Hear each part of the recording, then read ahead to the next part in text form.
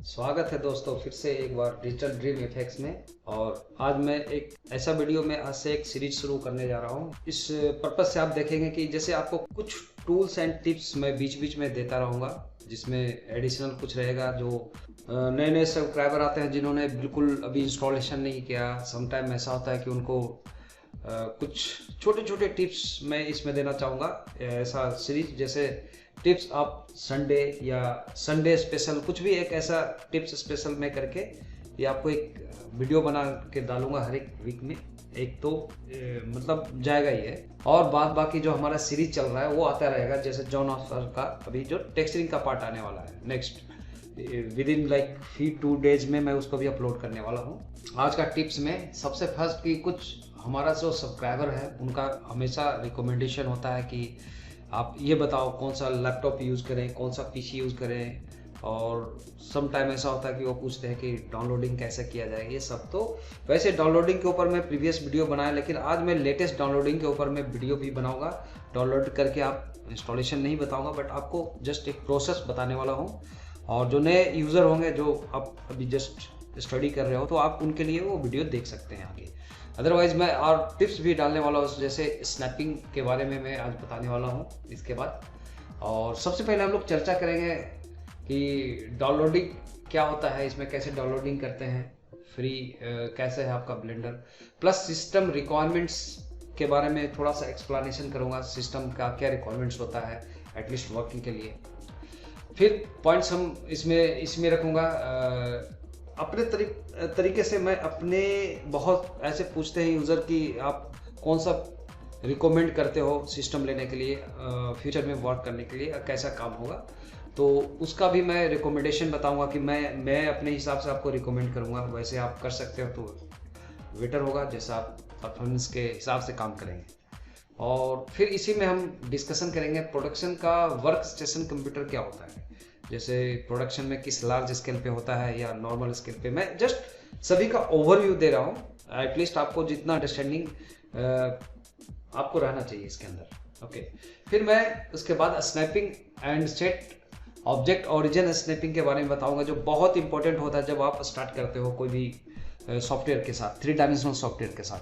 तो चलिए ब्लेंडर में हम कैसे करते हैं वो देखेंगे। तो सबसे पहले मैं आपको बताऊंगा कि डाउनलोडिंग का क्या रिसोर्स है इसका।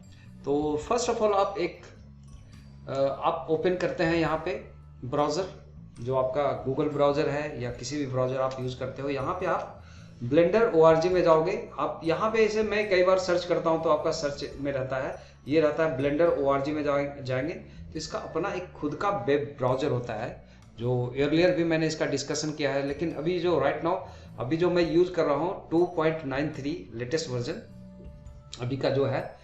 और इसमें 2 तरह का वर्जन है, मैंने पहले भी आपको बताया था।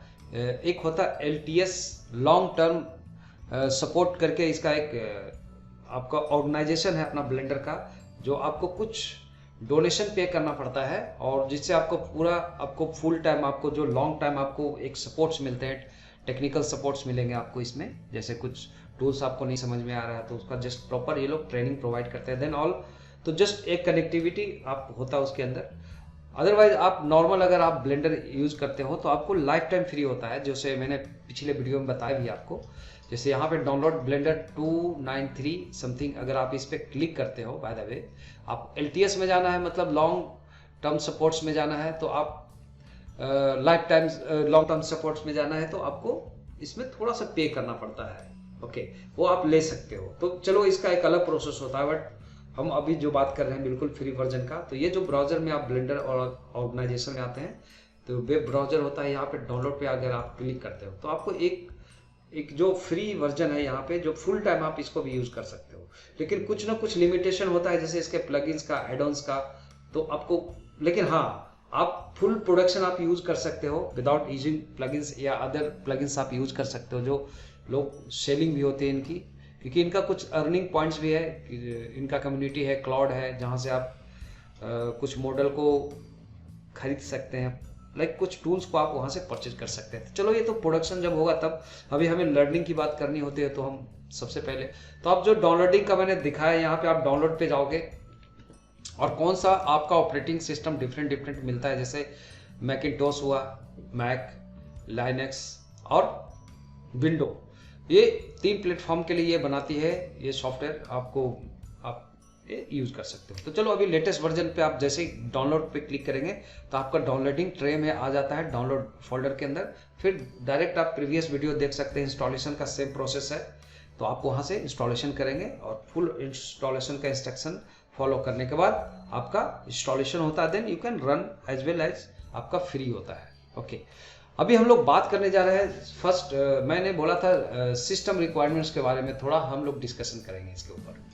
तो सिस्टम रिक्वायरमेंट में सबसे पहले आपको डाउनलोड के बारे में बता दिया, जो पहला पॉइंट मैंने बताया, जो लेटेस्ट आप इसको डाउनलोड कर सकते हो। लेकिन इंपॉर्टेंट है कि ये किस प्लेटफॉर्म पे कैसा सिस्टम हमें चाहिए जिसके ऊपर हम इसको प्रॉपर तरीके से रन करा सके फुल फ्रीडम के साथ। तो डिपेंड करता है कि आप प्रोडक्शन के लिए प्लस ट्रेनिंग के लिए अलग अलग वेराइटी, और प्रोडक्शन का भी कितना हाई क्वालिटी प्रोडक्शन या नॉर्मल प्रोडक्शन या जैसा भी आप यूज करना चाहते हो आप कर सकते हो। तो चलिए ये लॉन्ग टर्म सपोर्ट के बारे में भी अगर आप स्टडी करना चाहते हो तो आप जाओ, लॉन्ग टर्म में क्या क्या चीज़ें हैं और कौन कौन सा वर्जन अवेलेबल है उसके हिसाब से एवरीथिंग मिलेगा। तो हम लोग अभी इसमें नहीं जाते हैं, पहले तो ब्लेंडर का कहना है कि पहले तो सीखो फिर आप आओ मेरे पास, देन हम देखते हैं आपको क्या करना है, पूरा फुल्ली सपोर्ट मिलेगा। यहाँ पे हम लोग का रिक्वायरमेंट्स होता है, जो रिक्वायरमेंट्स के बारे में मैं बात कर रहा था।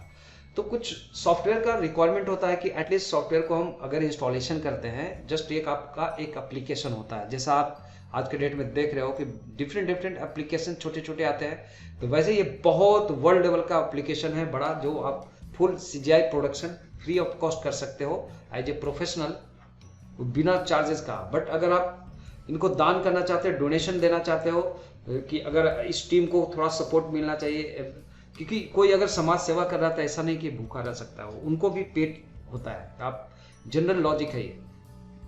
तो जस्ट उनका भी एक कुछ ना अर्निंग पॉइंट है। तो आप इसके बारे में अवार्ड में जाओगे, सब इसका डिटेल आप स्टडी कर सकते हैं, बिल्कुल ओपन है, ब्राउजर है, आप हर एक इंफॉर्मेशन को जो अवेलेबल है आप इसका ले सकते हो, प्रीवियस वर्जन का, लेटेस्ट वर्जन का, एवरीथिंग। तो यहाँ पे देखो डोनेशन भी अगर आपको करना है, अगर आपने कुछ भी $10 $5 का डोनेशन करना है तो आपको फुल सपोर्ट करती है कंपनी ब्लेंडर। वैसे बाकी फुल सपोर्ट है आपको फ्री। जो आने वाला समय में ये बहुत बड़ा स्ट्रीमली लोग पढ़ रहे हैं, सीख रहे हैं, लाइक सेल्फ आर्टिस्ट बन रहे हैं जिनमें कुछ क्रिएटिविटी है, डिफरेंट लाइक आर्ट फील्ड से रिलेटेड, तो वो बहुत वेल अपना एस्टेब्लिश कर सकता है लाइक कैरियर को इसके ऊपर। और बहुत ही इंटरेस्टिंग फील्ड होता है जैसा आप देख रहे हो हमारे ट्यूटोरियल्स में। तो यहाँ पे सबसे पहले हार्डवेयर रिक्वायरमेंट जो होता है, जो हमें समझना होता है, कोई भी कंप्यूटर या आप लैपटॉप आप खरीदने जाते हो मार्केट में या रिकमेंड करते हो अपने आप में कि हमें ये लेना है, खरीदना है, तो आप बजट देखते हो पैसे के हिसाब से। लेकिन यहाँ पे हमें पैसे के हिसाब से बजट तो देखना ही पड़ता है, लेकिन हमें सबसे पहले सोचना पड़ता है कि हमें करना क्या है इसके ऊपर। अगर आपने देखा, जितना आप वीडियो देखो मेरे प्रीवियस, आप देखो कि किस लेवल का काम हो सकता है। अभी मैंने बहुत ही कम वीडियो डाला है, वैसे जैसे से मैं टाइम मेरा फ्री होता जाएगा, अगर आप लोगों का प्यार ऐसे मिलता रहा और मुझे आप मिलियन तक पहुंचा दो, उसके बाद देखो आप 100% आपको फुल फ्रीडम एंड फ्री में आपको सर्विस दूंगा आपको और पढ़ाने की कोशिश करूंगा। तो ये मेरा एक पैशन है पढ़ाना। एंड साइड में मैं एक कार्टून चैनल भी है हमारा, जो बाद में हम उसके ऊपर काम करेंगे, हमारा वो भी प्रोसेस चालू है। तो पहले मैं फ्री होना चाहूँगा तभी ये पॉसिबल है।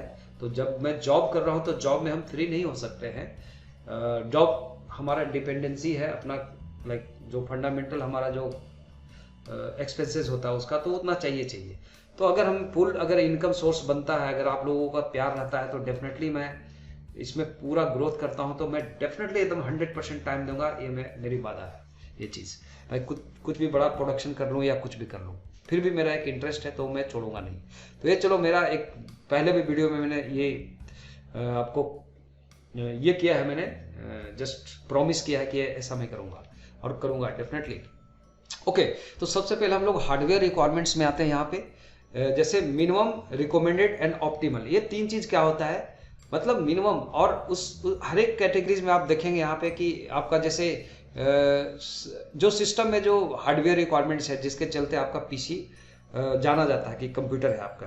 पीसी हम अगर बोलते हैं तो ये पर्सनल कंप्यूटर भी होता है ये, और एक होता है आपका वर्क स्टेशन होता है, सुपर कंप्यूटर, बहुत तरह का कंप्यूटर का अलग अलग कैटेगरीज है, प्रोडक्शन का अलग अलग रखते हैं लोग। सर्वर ओरिएंटेड होता है जिसको हम लोग वर्क स्टेशन भी बोलते हैं, उसमें थोड़ा सा कॉस्टली प्रोडक्शन पे हम जाते हैं तब उसका यूज करते हैं। तो चलो उसके बारे में भी हम डिस्कशन करेंगे। सबसे पहले हम लोग देखते हैं कि जो मिनिमम रिक्वायरमेंट होता है, दैट मीन्स ये हुआ मिनिमम रिक्वायरमेंट में कि ये रिक्वायरमेंट अगर आपका है, जो आप रिटर्न देखते हो, मैं हर एक के ऊपर थोड़ा थोड़ा मैं डिटेल पे आऊँगा। एक के ऊपर अगर मैं बताता हूँ तो बाकी सब समझ में आ जाएगा कि प्रोसेसर क्या होता है, रैम क्या होता है, देन एंड ऑल थिंग्स। क्योंकि जनरली ये इंफॉर्मेशन मैं उनके लिए दे रहा हूँ जो बिल्कुल इस फील्ड में जस्ट आना चाहते हैं और सिस्टम परचेज करना चाहते हैं प्रैक्टिस के लिए।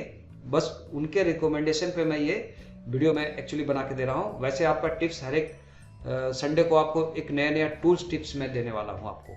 चलिए, तो जैसे इसका पहला होता है CPU, like central processing unit जो होता है आपका, जो मेन कंप्यूटर का जो सबसे बड़ा हेड, जैसे दिमाग, आपका बॉडी में सबसे बड़ा काम क्या करता है? दिमाग जो कहता है कि रात है तो हम रात को समझ पाते हैं, दिन है तो दिन को देखते हैं, लाइट, रंग, कलर, एवरीथिंग। मतलब दिमाग जजमेंट करता है आपका, या कुछ प्रोसेस करने के लिए, किसी को मारना है या खाना है या जाना है, व्हाटएवर, या पढ़ना है, तो आपका ये प्रोसेसिंग दिमाग से होता है। वही चिप होता है जो कंप्यूटर का एक जस्ट डिजिटल टेक्नोलॉजी से बना हुआ है, जो एक जस्ट एक कमांड को रिसीव करता है, देन उसके अकॉर्डिंग वो आगे प्लेस करता है, विच इज कॉल्ड प्रोसेसिंग। मतलब ये हम जो भी इनपुट इसमें देते हैं प्रोसेसिंग, जैसे हम कीवर्ड पे अगर हमने अपना नाम लिखा तो मेरे नाम का यहाँ पे प्रोसेस करके एक डिस्प्ले देगा और मेरे नाम को जैसा ग्राफिक्स में दिखाना है दिखाएगा। तो एक जस्ट एक छोटा सा एग्जांपल दिया कि हम जो भी प्लेस करते हैं, जैसे हम जो भी इसमें ब्लेंडर के थ्रू कोई कमांड करते हैं, तो ब्लेंडर का इंटरनल कमांड के थ्रू वो प्रोसेसिंग होती है, और उस प्रोसेसिंग को करने के लिए कुछ, जैसे दिमाग काम कर रहा है लेकिन उसको इम्प्लीमेंट करने के लिए एक मैकेनिज्म तो चाहिए आपको।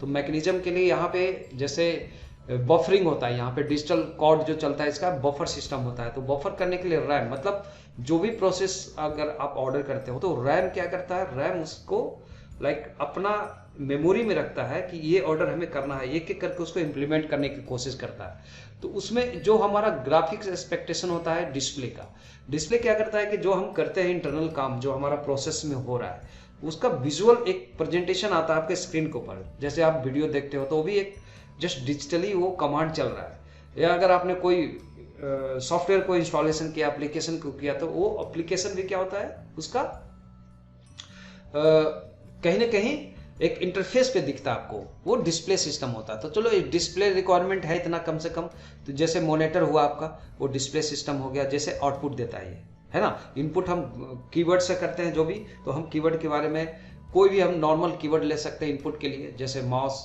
ट्रैक पैड भी यूज कर सकते हो, पेन टैब भी यूज कर सकते हो। ओके, कीबोर्ड तो लगेगा ही, कीबोर्ड का यहाँ पे नहीं है बट आप कीबोर्ड भी रखोगे ही डेफिनेटली।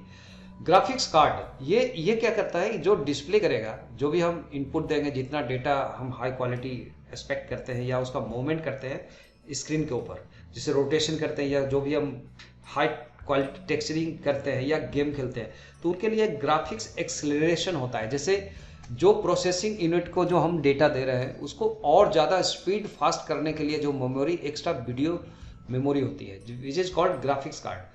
तो ये वीडियो रैम को ज़्यादा ये प्रोवाइडर होता है, जो ये सभी के लिए कॉमन में बात कर रहा हूँ अभी, तीनों रिकमेंडेशन एंड ऑप्टिमल के बारे में इसके ऊपर आते हैं।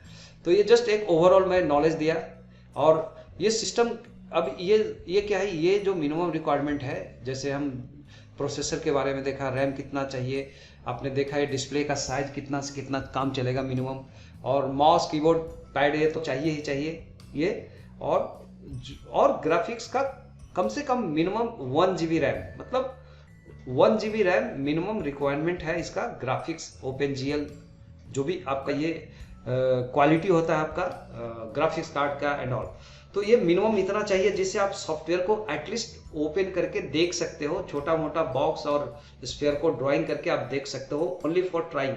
आप इसके ऊपर सिर्फ 10% ही काम करोगे, मतलब आपका एप्लीकेशन है लेकिन फुल फ्लैश वो हार्डवेयर सपोर्ट नहीं है, जिसके वजह से आप स्पीड में उसका और काम नहीं करवा सकते हो। तो ये चलो ये डुअल कोर के ऊपर है। तो जनरेशन भी आप देखो, आज से 10 साल पहले डुअल कोर होता था, 10 साल 12 साल पहले, तो अभी उस समय का भी सिस्टम है तो आपको चलेगा, लेकिन आज के सॉफ्टवेयर के हिसाब से वो वेल नहीं होगा, मतलब मिनिमम आपका इंस्टॉलेशन तो हो ही जाएगा और लेकिन चलेगा नहीं, ये है। तो ठीक है, आप एक मिनिमम आप देखने के लिए आप रखोगे तो आपको ये काम नहीं है, आपको तो सीखना है फ्यूचर में। तो रिकमेंडेशन होता है कि मिनिमम रिकमेंडेशन, मतलब अगर आप इतना रखते हो रिकमेंडेशन, जैसे इसके केस में था क्या, डुअल कोर मतलब, और यहाँ पे है क्वाड कोर जो सीपीयू होता है, ये अलग अलग है। जैसे अगर आप इंटेल यूज करोगे तो इंटेल के हिसाब से कोर क्वाड आते हैं, डुअल आया था, क्वाड आया था, अभी आप 8 कोर भी ऐसा सीपीयू भी आने लगा। तो कोई भी कंपनी का आप यूज कर सकते हो, जैसे एमडी करो, जियोन यूज करो, इंटेल यूज करो, मैक यूज करो, तो उसके हिसाब से रिकमेंडेशन है ये, इतना ये चाहिए, उतना जनरेशन का, वो जनरेशन वाइज ये है आपका, वो लेटेस्ट जनरेशन का हो, मिडिल जनरेशन का हो, उसके हिसाब से आपका सिस्टम होगा। तो जो रिकमेंडेशन है, ये जो ब्लेंडर रिकमेंड करता है कि इतना अगर आप रखते हो तो at least modelling and all, texturing, एक नॉर्मल लो रेजोल्यूशन का, लो क्वालिटी का कुछ तो आप क्रिएटिविटी कर सकते हैं। जो तो हम ये कह सकते हैं कि रिकमेंडेड है, मतलब हमें सीखने के लिए ये कॉन्फ़िगरेशन चाहिए। अगर आप लैपटॉप होगा या पीसी होगा या कुछ भी होगा, जो कंप्यूटर होता है आपका, जो आप बोलो उसको, तो उसमें एक कॉन्फ़िगरेशन है कि इसका सीपीयू इससे अलग जनरेशन का है, इससे लेटेस्ट जनरेशन, और उससे लेटेस्ट जनरेशन इसका है। तो इसमें है 4 GB था मिनिमम, ये रिकमेंडेशन है 16 GB। अगर इसमें था HD डिस्प्ले जो था नॉर्मल है ना, 1 का HD, यहाँ पे आपको फुल HD है, थोड़ा सा डिस्प्ले में और अभी जो बाद में क्वालिटी आया है तो आपको चलो चलेगा ये। 3 बटन माउस और पेन टेबलेट। 3 बटन माउस क्या हुआ है, जैसे मिडिल माउस बटन का भी यूज आज के डेट में बहुत ज्यादा होता है आपका ब्लेंडर के अंदर, that's why middle mouse button, मतलब स्क्रॉल बटन तो होता ही ऐसे। तो चलो ये भी वही है, नॉर्मल चीज है। ग्राफिक्स कार्ड यहाँ पे देखेंगे इसके अकॉर्डिंग 1 GB था तो ये 4 GB होगा, तो डेफिनेटली इससे तो 4 टाइम ये स्पीडर होगा। तो मतलब इसमें जो हम काम करते हैं उसका 4 टाइम स्पीड में हम इसमें काम कर सकते हैं हर एक चीज में। देखो अगर वही आओ तो आप देखोगे 16, इसमें देखोगे तो इसका 16 का डबल हो जाएगा। ये ऑप्टिमल, मतलब ऑप्टिमल का मतलब हुआ कि यहाँ अगर मैं इस कॉन्फ़िगरेशन को रखता हूँ तो करीब करीब हम अपना एक प्रोडक्शन फुल स्केल बना सकते हैं, रेंडर से रिलेटेड हो, डायनेमिक सिमुलेशन से रिलेटेड हो, मॉडलिंग हो, टेक्सचरिंग हाई क्वालिटी हो, तो हम इसको अफोर्ड कर सकते हैं ये। तो अभी रिकमेंडेशन के हिसाब से मिनिमम और ऑप्टिमल आपका सिस्टम का रेटिंग भी डिफरेंट हो जाएगा। तो चाहे आप लैपटॉप लेते हो या डेस्कटॉप लेते हो या हाई क्वालिटी आप वर्क स्टेशन बनाते हो, तो वर्क स्टेशन में अगर रखता हूँ कि ये आप देखोगे कि अभी 8 कोर सीपीयू, दैट मीन्स कि एकदम लेटेस्ट होगा आपको, चाहे एमडी हो चाहे जो भी हो उसके हिसाब से। 32 GB रैम, मतलब ये चलो 32 की जगह 64 भी कर दो तो ज़्यादा फर्क नहीं पड़ेगा और बहुत अच्छा परफॉर्मेंस हो जाएगा। फुल HD डिस्प्ले मिल रहा है आपको, तो जैसे 4K वीडियो हम लोग इसके ऊपर प्ले कर सकते हैं, तो मतलब आपका क्वालिटी एनहांस होगा। ग्राफिक्स उसके हिसाब से काम भी करना चाहिए कि, तो सॉफ्टवेयर जितना आप अपग्रेड करते हो सॉफ्टवेयर को, वही अपग्रेडेशन आपका हार्डवेयर होगा, क्योंकि सॉफ्टवेयर तो एक जस्ट कमांड होता है जो हम कमांड पेश करते हैं, लेकिन जो इम्प्लीमेंटेशन होता है वो काम होता है हार्डवेयर का। तो हार्डवेयर के लिए ये रिकमेंडेशन से बेहतर है कि आप इसको लो, इसमें आप छोटा मोटा प्रोजेक्ट या फ्रीलांसिंग काम कर सकते हो। तो चलो ये तो हुआ आपका सिस्टम रिक्वायरमेंट्स का एक्सप्लेनेशन मैंने कर दिया। आई होप कि आपको समझ में आ गया होगा इतना, और अगर नहीं समझ में आता है तो आप प्लीज आप मुझे कमेंट्स करो, उसके ऊपर मैं अगला टिप्स में थोड़ा सा एडिशनल आपको नॉलेज दूंगा। ओके, तो आप इसमें देखेंगे कि ऑप्टिमल में आप जाओगे तो आपको कोई भी प्रॉब्लम्स नहीं होगी ज़्यादा, आपको फुल स्केल आप वर्क कर सकते हो एवरीथिंग। तो ये तो चलो एक मेन हार्डवेयर का बात हुआ। इसके अलावा आप अच्छा क्वालिटी का माउस लेते हो, थोड़ा डिफरेंट गेम माउस होता है, बहुत तरीके की चीज़ें हैं। पेन टेबलेट में भी क्वालिटी, या हम सेंटिक्स वगैरह लेते हैं जिसको हम डायरेक्ट हम लोग, चलो सेंटिक्स के बारे में आगे मैं बताऊंगा। पहले हम लोग इस पे रिकमेंडेशन अगर आप लेते हो तो क्या होगा, रिकमेंडेड मतलब आपका नॉर्मल मशीन होगा, एटलीस्ट आप स्टार्ट कर सकते हो बहुत अच्छे से काम। तो ये मैं रिकमेंड करूंगा यहाँ पे, मैं भी अपने हिसाब से, बजट के हिसाब से। अगर आप थोड़ा सा पैसा इनकम के लायक हो जाओगे तब आप ऊपर बढ़ो, इवन इससे भी और अच्छा मशीन आप परचेज कर सकते हो। लेकिन इस मशीन पे आपको इतना मेहनत करना है जो इस कैटेगरी का मशीन के ऊपर मतलब 2 से 3 साल 4 साल आप अच्छे से स्टडी करो, तब तक आप तो कुछ ना कुछ बन जाओगे। अब महीना 2 महीना में कुछ नहीं कर पाओगे, ये मैं बताता हूँ। ओके चलिए, इसके अलावा कुछ आपको ये तो समझ में आ गया, लेकिन अब मैं पर्सनल ओपिनियन देता हूँ कि आपको क्या करना है। बहुत लोग पूछते हैं कि लैपटॉप लूँ या पीसी लूँ, क्या लूँ, कंप्यूटर लूँ, डेस्कटॉप लूँ। पीसी मैं बोल रहा हूँ मतलब डेस्कटॉप, यहाँ पे माफ कीजिएगा मुझे, पीसी मैंने ऐसे बार बार यूज किया। डेस्कटॉप होता है, डेस्कटॉप जैसे हम मॉनिटर अलग होता है आपका, एक सीपीयू अलग रहेगा एंड कीबोर्ड्स टेबल पे रखे हम काम कर सकते हैं। और लैपटॉप क्या होता है, हम उसको पोर्टेबल होता है, हम कैरी फॉरवर्ड कर सकते हैं।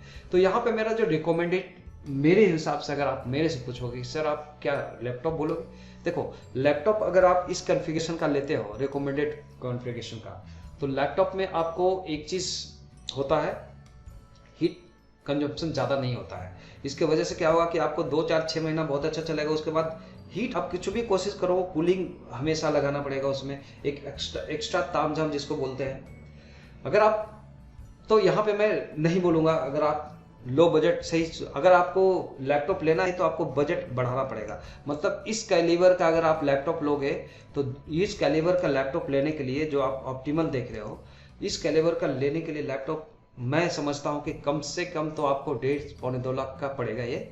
लेकिन आप इस रिकमेंडेशन के हिसाब से जाओगे तो इसका ज़्यादा आपको 70 से 80 हज़ार रुपया में बहुत, इवन आपको इसमें, हाँ 70-80 हज़ार रुपया में आपका वेल कॉन्फ़िगर मशीन मिल जाएगा आपको, कंप्यूटर जिसको हम लोग डेस्कटॉप बोलते हैं।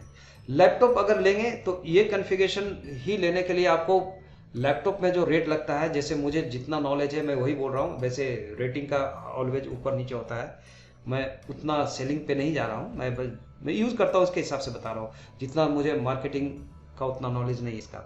लेकिन हाँ, ये रिकमेंडेशन अगर लेके जाओगे जो आपको 70-80 हज़ार में होगा, अगर इसको अगर लैपटॉप आप लोगे तो आपको लैपटॉप भी करीब करीब इससे ज़्यादा ही लाख रुपया का पड़ जाएगा। तो मतलब बात वही हो गई कि हम, और बहुत सारे कंपनी अलग अलग आते हैं, लेकिन एक अच्छा ब्रांडेड आप लोगे तो उतना पड़ता है। लेकिन एक बात मैं बोलूँगा कि आप जो आपका डेस्कटॉप होता है उसमें आप ये बढ़ा सकते हो, लाइक कभी इच्छा किया तो हम हार्ड ड्राइव लगा सकते हैं, रैम बढ़ा सकते हैं, ग्राफिक्स कार्ड को हम चेंज कर सकते हैं, अपना काम के हिसाब से अपग्रेडेशन कर सकते हैं। लेकिन आप लैपटॉप पे नहीं करोगे, ये वन टाइम इन्वेस्टमेंट होगा और ये लास्ट में इसको स्क्रैप वाइज फेंकना पड़ता है, खास करके अपने इस फील्ड में जो आप ग्राफिक्स फील्ड में आना चाहते हो। लेकिन आप अगर मान लो कि ऑफिशियल फील्ड में हो जाए कि आप डॉक्यूमेंट का काम करते हो या आप टाइपिंग करते हो और आप सिर्फ नेट सर्फिंग करते हो, तो कोई भी लैपटॉप चलता है, 10-12 हज़ार का भी लैपटॉप। लेकिन यहाँ पे मैं बात कर रहा हूँ प्रोडक्शन, जो आप कल को इससे लाखों रुपए कमा सकते हैं, है ना, अर्निंग भी पॉइंट बनाया गया, आपका स्टूडियो होगा एंड सो मेनी थिंग्स। तो ये सारा आपके ऊपर डिपेंड करता है। तो चलो अब मैं रिकमेंड करता हूँ कि आप डेस्कटॉप लीजिए, इससे मतलब इससे बेटर रहेगा आपको लैपटॉप से। बट कैरिएबल के पॉइंट ऑफ से मत जाओ, आप कहीं पे एक स्टिल बैठो और इसके ऊपर काम करो, लॉन्ग टाइम आपको प्रैक्टिस भी करनी पड़ती है। तो मेरे हिसाब से मैंने आपको बता दिया कि मैं रिकमेंड करता हूँ डेस्कटॉप को, नॉट लैपटॉप, दोनों को कंपेयर में। अगर आपको लैपटॉप लेना ही है तो आप ऑप्टिमल कॉन्फ़िगरेशन का लोगे तो आपको 2-2.5 लाख रुपया अगर आप खर्चा करते हो तो कर सकते हो। लेकिन वही परफॉर्मेंस का अगर आपने असेंबल करवाया या कोई ब्रांडेड आपने ये लिया, पीसी लिया लाइक डेस्कटॉप, तो वो उतना महंगा नहीं पड़ता है। ये मेरा जस्ट एक्सपीरियंस है जो मैं शेयर किया। अब मैं बताता हूँ कि प्रोडक्शन वर्क स्टेशन कंप्यूटर जो होते हैं, जो जैसे मान लो कि टीम वर्क होता है, जहाँ पे आपको सर्वर पे होता है, वो करोड़ों का होता है, जिसमें एक बार में एक सर्वर में कम से कम 100 यूजर 200 यूजर अलग अलग सिर्फ मॉनिटरिंग और अलग अलग यूजर के हिसाब से काम करेंगे। लेकिन ऑपरेटिंग सिस्टम वगैरह सब एक ही होता है और एक ही हार्डवेयर होता है सब, और वो होता है आपका, जैसे उसमें 200 GB का 400-500 GB का सिर्फ रैम होता है, प्लस आपको ग्राफिक्स कार्ड होगा 200 GB का। तो ये क्या होता है कि बहुत बड़ा सर्वर होता है जो हम लोग नेटवर्क के थ्रू काम करते हैं, ये बहुत कम मिलता है आपको प्रोडक्शंस। लेकिन आप इंडिविजुअल मशीन पे रखोगे तो कम से कम ये रिकमेंडेशन का मशीन, कई मशीन रखना पड़ेगा। जैसे आपने 10 मशीन रखा, लेकिन 10 मशीन के बदले एक ही मशीन होगा और 10 लोग उसमें इंटरेक्ट होंगे अलग अलग कीबोर्ड लेकर के उनको यूजर आईडी के हिसाब से, और एक ही प्रोसेसर के ऊपर मल्टीपल लोग काम करेंगे, तो वो होता है आपका वर्क स्टेशन। ओके, तो चलो, जो मुझे जानकारी थी, और हमें थोड़ा सा प्रिवेंटिव मेंटेनेंस के बारे में जानना ही पड़ता है हार्डवेयर रिक्वायरमेंट्स जब हम इस फील्ड में आते हैं, तो दैट्स वाई जो भी मेरे जानकारी था मैंने आपको शेयर किया। और अब मैं अगला चैप्टर के ऊपर जाऊंगा, जो मैंने बोला था कि आपको टिप ऑफ द संडे, जो भी अभी मैंने टाइटल नहीं सोचा है, तो फ्रेंकली मैं बता रहा हूँ, तो मैं अभी टाइटल रखने वाला हूँ जो भी आपको मिलेगा। एनीवे, तो आज का जो संडे टिप्स होगा, जो हम बात करने जा रहे थे, पहले हम लोग स्नैपिंग और ओरिजिन जो होता है ऑब्जेक्ट का, उसको डिस्प्लेसमेंट करना बहुत आसान है, लेकिन अगर हम इसका मतलब समझते हैं कि इसका यूज कैसे हम कर सकते हैं, तो आगे बहुत आने वाला समय में जो बेसिक लर्नर है उनके लिए काम आएगा। और जिनको नहीं पता है, अगर आपको लगता है कि आपको ये वीडियो से बेनिफिट होगा, तो आपके लिए भी ये वीडियो हो सकता है, अदरवाइज आप स्किप कर सकते हैं।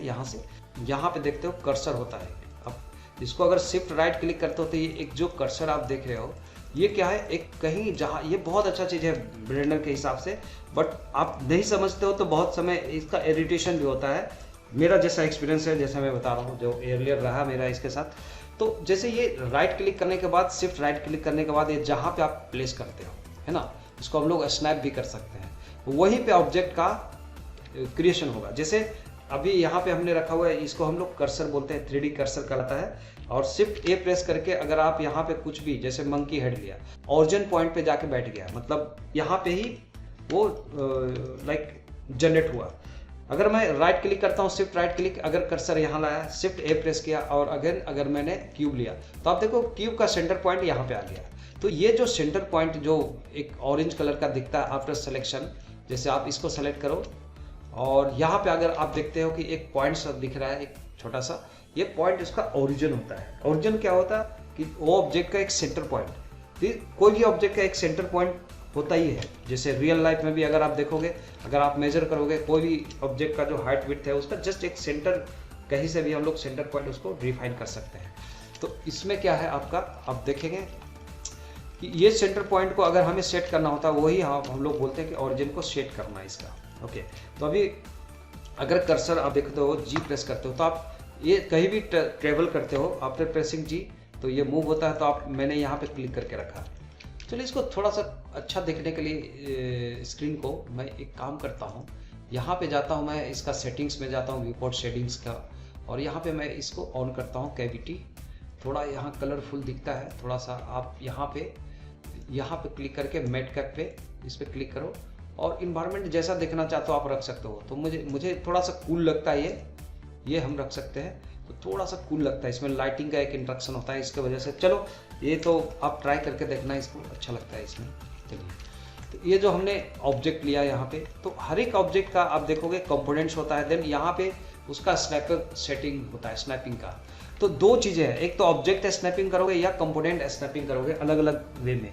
ऑब्जेक्ट स्नैपिंग क्या होता है, जैसे सबसे पहले हम यहाँ पे जाते हैं, यहाँ पे इंक्रीमेंटल होता है, मतलब ये ग्रिड से रिलेटेड इंक्रीमेंटल है ये।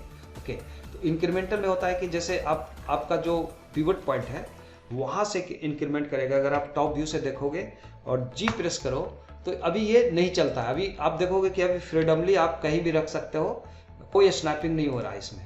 लेकिन मुझे स्नैपिंग करने के लिए है, तो हम ये यहाँ पे जाते हैं, पहला हम इंक्रीमेंट पे रखते हैं, और हम देखते हैं कि यहाँ पे हमारा मूव मोड पे है, मतलब ये मूवमेंट पे काम करेगा।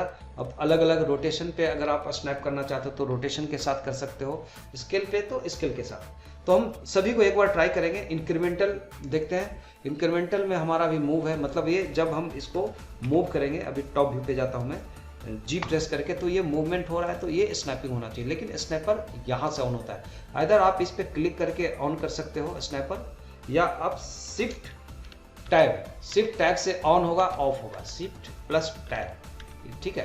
तो शिफ्ट टैब अगर आप एक बार प्रेस करते हो तो यहाँ पे ऑन हो जाता है, और देन जी प्रेस करके आप इसको ड्रैग करो, तो आप देखोगे एक इंक्रीमेंटल ये सेव होता है। मतलब इंक्रीमेंटल होता है कि जितना ये एक बार स्टेप कर रहा है एक ग्रिड के ऊपर, वही आप देखोगे यहाँ पे कॉर्नर पे, अगर आप देखोगे यहाँ पे कुछ स्नैपर वैल्यू आता है, तो फिर से हम जी प्रेस करके जब हम रहते हैं तो आप एक स्नैपिंग देखोगे कि ये ग्रिड पे जाता है, लेकिन ये कहीं भी ये प्रोग्रेसिव ये होता है। लाइक तो दो तरीके से, अगर हम चाहते हैं कि एकदम ग्रिड के ऊपर ये स्नैपिंग हो एग्जैक्टली आप देखोगे, तो ग्रिड के ऊपर के लिए आप सिर्फ यहाँ पे स्नैपर को ऑन कर दो कि ओनली ग्रिड पे चाहिए अभी मुझे, तो ग्रिड पे गया और जी प्रेस किया, तो आप देखोगे कि जितना इसका जो सेंटर पॉइंट दिख रहा है बॉक्स का, वो सेंटर पॉइंट हमेशा कॉर्नर पे ही आप रहेगा। अगर आप शिफ्ट जेड प्रेस करके अगर वाइड फ्रेम मोड में देखते हो देन जी प्रेस करके देखो, तो आप देखेंगे एग्जैक्टली ये आपको स्नैप कर रहा है ग्रिड के ऊपर, तो आपका एकदम एक्यूरेट प्लेसमेंट होगा ऑब्जेक्ट का। इसका ये बेनिफिट होता है। अभी पहले हम लोग स्नैपिंग का बात कर लेते हैं, उसके बाद हम इसका ओरिजिन की बात करूंगा, ऑब्जेक्ट ओरिजिन को कैसे स्नैप करेंगे। ओके, दूसरा इसका आपने देख लिया, अगर आपने रोटेशन करना है, जैसे रोटेशन और मूव को हम छोड़ देते हैं, अभी रोटेशन बेस पे होगा, तो रोटेशन अगर मैंने ग्रिड के हिसाब से किया और आर प्रेस किया और जेड प्रेस किया, मैं आर जेड पे अगर प्रेस करता हूँ तो मेरा कर्सर जैसे जैसे जा रहा है पॉइंट पे, तो आप देखोगे एक एक पॉइंट पे ये स्नैप कर रहा है ग्रिड वाइज। लेकिन रोटेशन के लिए ग्रिड अगर देखा जाए तो उतना बेनिफिट नहीं होता, खास करके मूवमेंट के लिए। देन आप स्केल के लिए भी यूज कर सकते हो, अगर आप स्केल करते हो रोटेशन बंद करके, तो इस और स्केल होता है, तो आप देखोगे स्केल भी आपको ये इंक्रीमेंटल स्केल और ग्रिड के ऊपर आप स्केल करते जाओगे, कितना स्केल करना है। तो देखो इसके अंदर भी ग्रिड होते हैं, हिडन ग्रिड है छोटा छोटा, तो ये ग्रिड के ऊपर करेगा। तो चलो ये तो ग्रिड की बात हो गई। दूसरा होता है वर्टेक्सेस।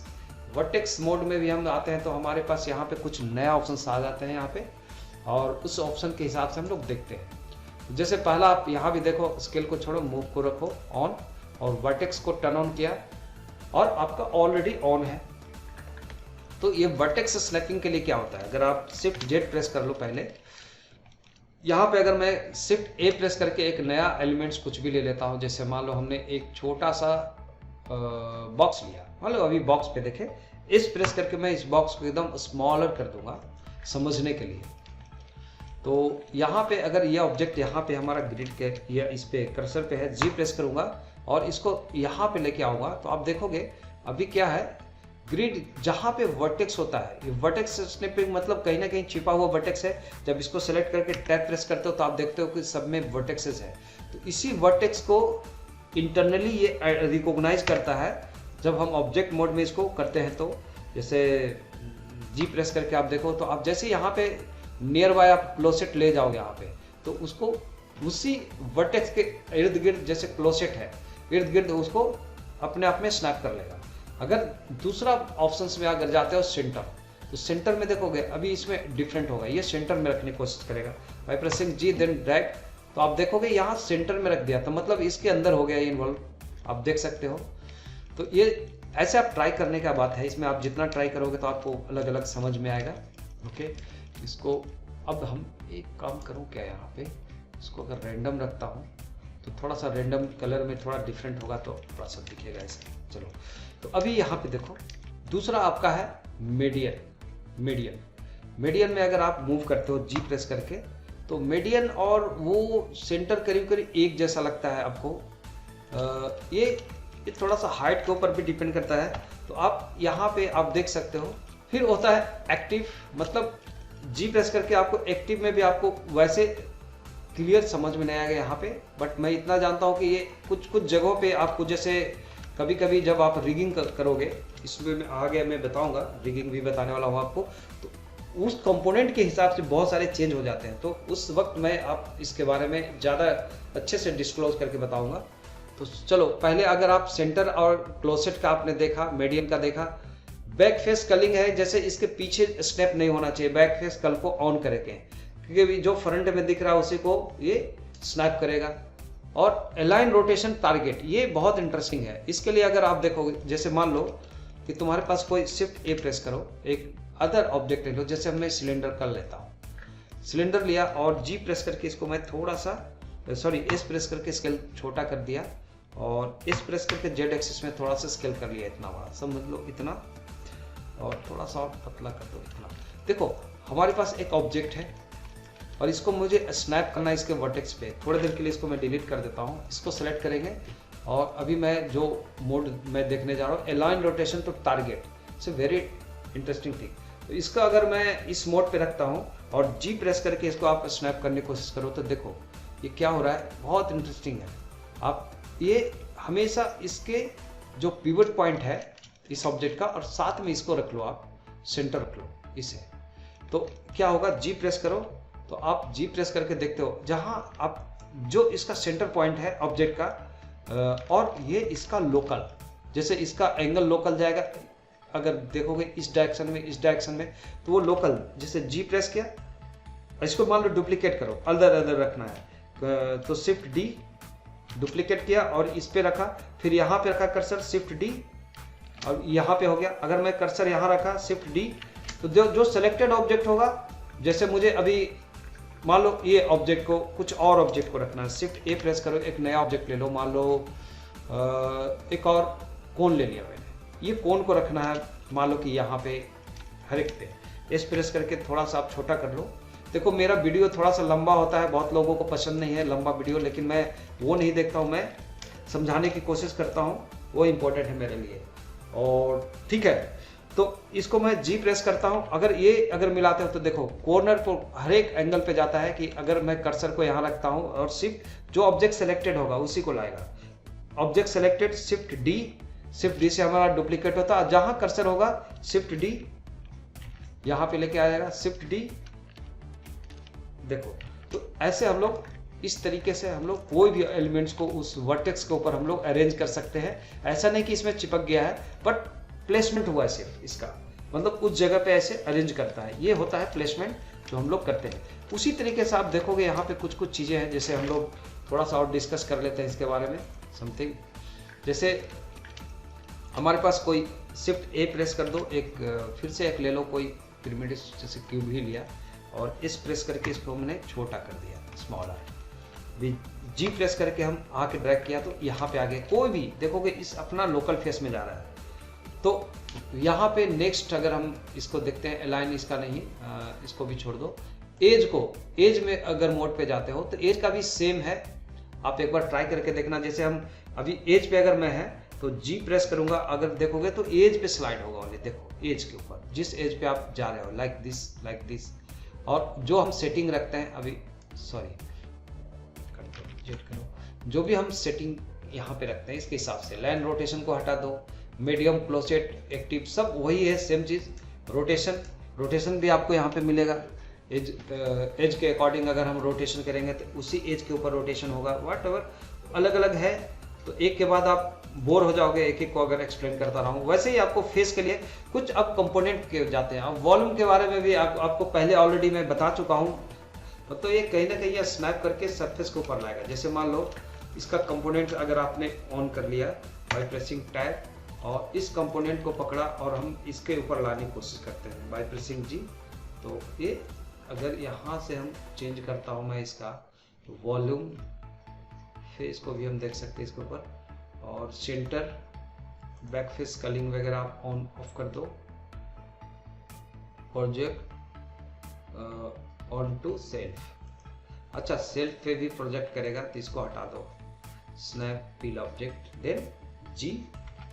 तो आप इसको देखेंगे कि ये स्नैप कहीं ना कहीं आपका यहाँ पे एक जगह पे इसके ऊपर ही करेगा, इसके अंदर नहीं जाने देगा कभी भी। तो ये स्नैपिंग होता है। लाइक आप अगर देखना ये वीडियो तो इसका एक्चुअल रिजल्ट, तो एक स्कर्टिंग का वीडियो आप देख सकते हैं, जिसमें स्कर्टिंग के बाद आपको मेरा डिस्क्रिप्शन में सारे लिंक्स है, और उस सेकंड पार्ट में मैंने जब रिटोपोलॉजी किया है वो वाला पार्ट आप देखोगे तो आप इसका मतलब समझ में आएगा। तो मतलब ये तो अभी बात किया मैंने, लाइक इसका स्नैपिंग जो मेन कंपोनेंट एंड ग्रिड था हमारा फेस, और ये सब चीज़ें थी, और भी है इसके अलावा। तो बाकी चीज़ों को हम लोग जैसे यूज करते हैं, खास करके रिगिंग वगैरह में, जैसे एज सेंटर भी आप यूज कर सकते हो। मतलब हर एक एज सेंटर मोड में अगर आप रखोगे कोई भी, ये सब बाकी सब सेम होगा। और जैसे ये एज वर्टेक्स के दो वर्टेक्स के बीच में जो सेंटर हुआ वो होता है एज का, एज सेंटर कहते हैं। तो वो हो गया। जैसे मान लो आप कोई ऑब्जेक्ट ले लो और इस ऑब्जेक्ट को अगर इसके एज सेंटर में रखना है तो जी प्रेस करेंगे, अभी एज सेंटर में है तो आप देखो कहीं भी कोना पे एकदम सेंटर पे रखेगा इसको, आप देख सकते हो ये एग्जैक्टली ये सेंटर पे रखता है इसका। जी प्रेस करके यहाँ भी देखो तो ये सेंटर होगा, एज सेंटर। यहाँ पे अगर आप देखोगे, अच्छा नया लिया इसके लिए, यहाँ पे आप देखेंगे कि ऑब्जेक्ट का ओरिजिन, अभी देखो अगर मैं एस प्रेस करता हूँ, स्केल करता हूँ, तो ये क्या हो रहा है, यूनिफॉर्मली तीनों एक्सिस पे होता है, ये भी ठीक है। अगर मैं इसको ऑन करो यार, ग्रेविटी, इसको आप फुल करके रखोगे और इसका आप ले लो अदर, या आप यहाँ से ले लो मैट कैप पे जाके वो भी ले लो, आप ये ले सकते हो कि आपको थोड़ा सा मेटेलिक लुक आएगा, थोड़ा सा इंटरेक्टिव अच्छा दिखता है। और यहाँ पे अगर आप रैंडम रखोगे तो ऑटोमेटिक जितना भी हम प्रीमियर्स लेंगे सबका कलर चेंज होता है। ये थोड़ा सा 3ds Max वाला स्टाइल हो गया। एनीवे, यहाँ पे हम लोग स्नैपिंग टैब प्रेस करते हैं तो यहाँ पे जो हमारा वर्टेक्सेस है ये होता है, इसको भी हम लोग स्नैप कर सकते हैं। जैसे अभी आप देखा था, इसको भी जी प्रेस करके आप इसको स्नैप करोगे, लेकिन आपका यह ऑन होना चाहिए। शिफ्ट टाइप से ये ऑन होता है। जो हम सेटिंग करते हैं वर्टेक्स तो वर्टेक्स, अगर जैसे मैंने वर्टेक्स पे रखा और ये क्लोसेट रखा, मूव रखा, this vertex selected, G press करके अगर मैं इस पे देखूंगा स्नैप हो गया, इसको सिलेक्ट करके इसको ले जाऊंगा स्नैप हो गया। तो ये ऐसे हम लोग स्नैप कर सकते हैं, कोई भी सेल्फ हुआ ये स्नैपिंग या हम अदर ऑब्जेक्ट के साथ, तो ये हम स्नैप कर सकते हैं। एक एक एज को भी हम स्नैप कर सकते हैं। जैसे आप एज मोड पे हो, एज सेलेक्टेड हो और जी प्रेस करो तो आप देखोगे कि आप ये वर्टेक्स पे जाके स्नैप कर दिया। तो ऐसे हम इसका स्नैपिंग कर सकते हैं। अंडू करो तो ये, चलो कंपोनेंट हो या ऑब्जेक्ट का स्नैपिंग ऑलमोस्ट आपको समझ में आ गया। अब हम लोग बात करते हैं ये स्केलिंग। जब मैं इसको कर्सर अगर बीच में है, सेंटर में है, और इस कर्सर को अगर हम जहां पे रखते हैं और वहां पे हम ओरिजिन सेट कर सकते हैं। दो तरीका है। जैसे इस कर्सर को पकड़ो, अभी जो है इसको आप इसको शिफ्ट राइट क्लिक करते हो और मान लो कि अभी हमारा वर्टेक्स ऑन है, यहाँ से आप देखोगे वर्टेक्स मोड पे है, तो शिफ्ट राइट क्लिक करके हम जहाँ वर्टेक्स पे लाते हैं तो हमारा ये कर्सर लाता है। अब ये कर्सर का जो पिवट पॉइंट यहाँ है, अब इस पिवट पॉइंट को यहाँ पे रखना है। तो क्या करोगे, यहाँ पे जाओगे, ऑब्जेक्ट मोड में ही हो, ऑब्जेक्ट में जाओगे, सेट ओरिजिन टू कर्सर, तो ये चला गया कर्सर के ऊपर। अब देखोगे इसका पिवट पॉइंट यहाँ से जी प्रेस करेंगे तो इसका पिवट पॉइंट का ये पॉइंट यहाँ पे चला गया। ये पिवट पॉइंट को अगर इसको एक्टिवेट करो तो आपको पता चला गया इसका ये पिवट पॉइंट है। यहाँ पे भी हम मैनुअली ड्रैग कर सकते हैं इसको, समथिंग लाइक दिस। और तो और इसका हमें आगे देखना है। स्नैपिंग तो आपको समझ में आ गया। तो अब ये स्नैपिंग करना क्यों इंपॉर्टेंट है। अगर आपने यहाँ पे देखा, सेंटर एज पे रखा, देखो एज मोड पे, और मैं सेंटर एज पे रखता हूँ, यहाँ पे सॉरी ये एज सेंटर पे रखता हूँ मैं, डायरेक्टली मूव, तो ये इस कर्सर को शिफ्ट राइट क्लिक करके आप देखोगे तो आपको एज का सेंटर पे रख दिया। मतलब अभी ये कर्सर को मुझे यहाँ रखना है, तो यहाँ पे हम जाते हैं और बोलते हैं origin set to cursor. Okay, तो ओरिजिन सेट टू कर्सर आप देखो, आर प्रेस करके देखो तो आपको यहाँ से रोटेशन होगा। अगर आर और इसको एक्स एक्सिस पे आप किया तो आपको देखोगे एक्स एक्सिस पे स्नैपिंग होगा और आर इस पे ही चल रहा है। आप देख सकते हैं आर देन एक्स, ओके, या जेड, जो भी आपको आर एक्स पे तो एक्स, आर वाई पे तो वाई पे रोटेशन हो रहा। तो इस तरीके से जस्ट एक छोटा सा टिप्स था। और अगर आप स्केल भी करना चाहते हो, आप चाहते हो कि स्केल नीचे से ऊपर की तरफ जाए, टॉप से बॉटम, तो हम क्या करेंगे, इसको एक बार फेस मोड पे जाएंगे और फेस सिलेक्शन करेंगे लाइक एडिट मोड पे, और इस फेस पे हमारा ये कर्सर आ जाए। ठीक है, तो ये ऐसे भी आ सकता है कि अगर ये कर्सर जो सिलेक्टेड है, इसको हम लोग क्या करते हैं, शिफ्ट एस प्रेस करते हैं, जो पहले भी हमारा ये वीडियो में है, आप देखेंगे, लेकिन आपको रिपीट कर दे रहा हूँ। कर्सर टू सिलेक्टेड, मतलब कर्सर जो है वो सिलेक्टेड पे आ जाए, तो आप देखोगे यहाँ आ गया। मतलब अगर यहाँ कर्सर आ गया तो हम इसका पिवट पॉइंट को चेंज कर सकते हैं। कैसे?